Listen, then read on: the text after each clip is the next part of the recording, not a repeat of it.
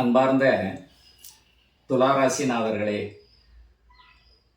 வாழ்க்கையில் மிக பெரும் ஒரு அற்புதமான நிலையில் இருந்து கொண்டிருந்த நீங்கள் திடீரென்று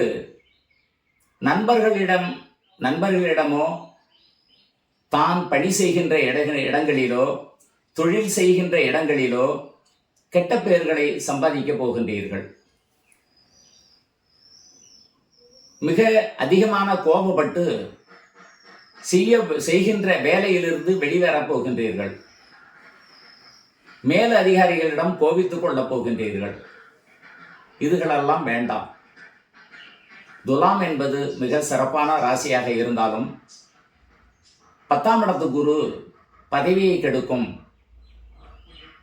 பேரை கெடுக்கும் அப்படிங்கக்கூடிய 2 விதமான விடயங்கள். அதிலும்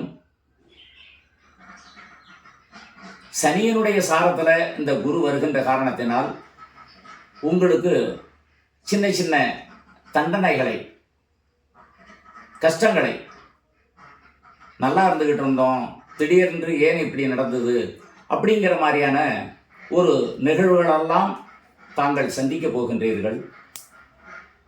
எதையும் விட்டு கொடுத்து மற்றவர்களுக்கு துணை நின்று மற்றவர்கள் உங்கள் பேரில் கோபித்துக் கொள்ளாமலும் கலங்கம் சொல்லாமலும் பார்த்து கொள்ளுவதே இந்த ராசிநாதர்களுடைய நேரம்.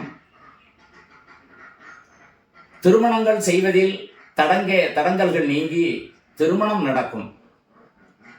சம்பாதித்தியம், தொழில், வேலை இதுகளில் மிக கவனம் தேவை. பழைய இடத்திலிருந்து பார்த்த வேலையிலிருந்து புது வேலைக்கு முயற்சி செய்வீர்கள். இருந்தாலும் புதிய வேலை கிடைப்பதில் தாமதங்கள் ஏற்படும். மேலும் பணியை பற்றி கொள்ளணும். எங்க ஒர்க் பண்றீங்களோ, எங்க வேலை செய்றீங்களோ அங்கேயே நீங்க நிரந்தரமாக எந்த விதமான கஷ்டம் சூழ்நிலைகள் இருந்தாலும் பணியை விட்டு வெளிவரக்கூடாது. புதிய பணியில் நாம் அதிகபட்சமாக சம்பாதித்து விடலாம் என்று வெளியில் வந்தால் சிரமங்களே அனுபவிக்க வேண்டும். வெளிநாட்டு பயணங்கள் முயற்சி செய்து அது பலன் கொடுக்காமல் கடன் தொல்லைகளுக்கு ஆளாக நேரிடும். குடும்பத்தில் நிதானமான ஒரு வாழ்க்கையை செய்ய வேண்டும். பலரிடமும் நல்ல பெயர்கள் எடுப்பதற்கு முயற்சிக்க வேண்டும். நண்பர்கள், உறவினர்கள், குடும்பத்தார்கள், பெற்றோர்களை ஓரளவுக்கு மதித்து நடக்க வேண்டும். இல்லை என்றால் பல கெட்ட பெயர்கள் பொல்லாதவர் என்று சொல்லக்கூடிய பேர் உங்களுக்கு வந்து சேரும். கவனமாக இருக்க வேண்டிய ராசி துளாராசிநாதர்.